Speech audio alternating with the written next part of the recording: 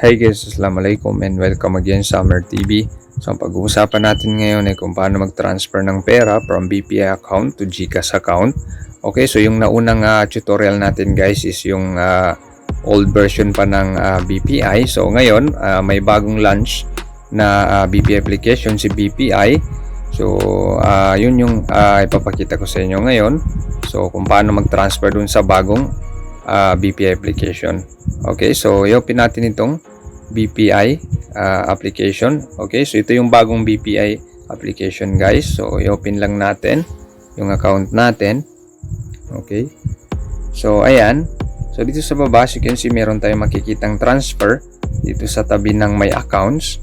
Okay, so i-select natin itong transfer.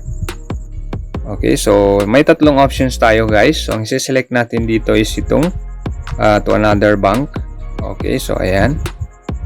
Then dito tayo sa transfer from, kung saan manggagaling yung pera na ito-transfer natin. So for example dito sa ating main account. Okay, so ayan. Then ngayon dito tayo sa transfer to, kung saan natin transfer yung pera. So for example GCash. So as you can see, naka-instapay yan siya guys. So ibig sabihin real time yung pagdating ng pera natin. So pwede tayo mag-transfer ng 50,000 per transaction. So nandyan naman, nakalagay naman dyan. Okay, so ayan. So be sure na activated yung ating mobile key. Okay, so ayan.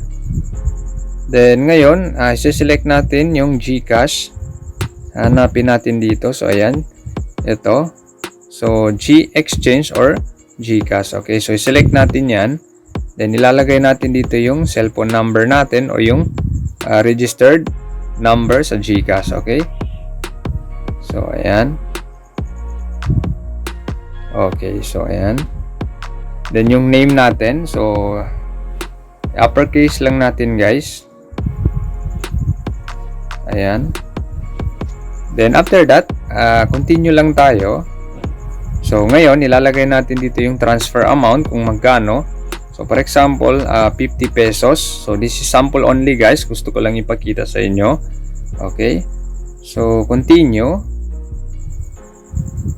Okay, so ayan, as you can see dito sa baba, zero fee. So wala tayong babayarang charge.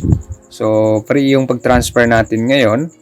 Okay, so guys, paki-double check yung number natin, yung GCash registered number kasi minsan talaga is hindi dumadating yung pera natin dahil nagkamali tayo ng isang number. Okay, so paki-double check lang lagi yung ating GCash number pag magpapadala tayo sa ating GCash account. Okay, so ngayon pag na-check natin, so pag okay na, pupunta tayo dito sa baba, then confirm lang natin. Okay, so ayan, biometric tayo ng ating mobile key.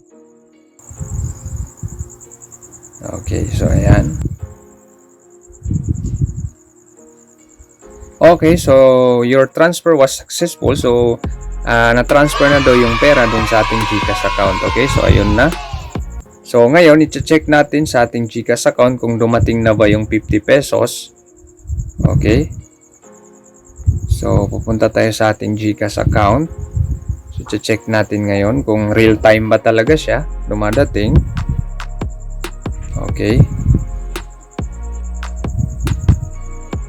so ayan, maglalagin tayo.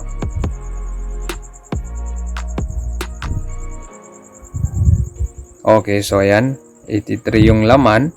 So para ma-check natin kung dumating, so pupunta tayo dito sa transactions.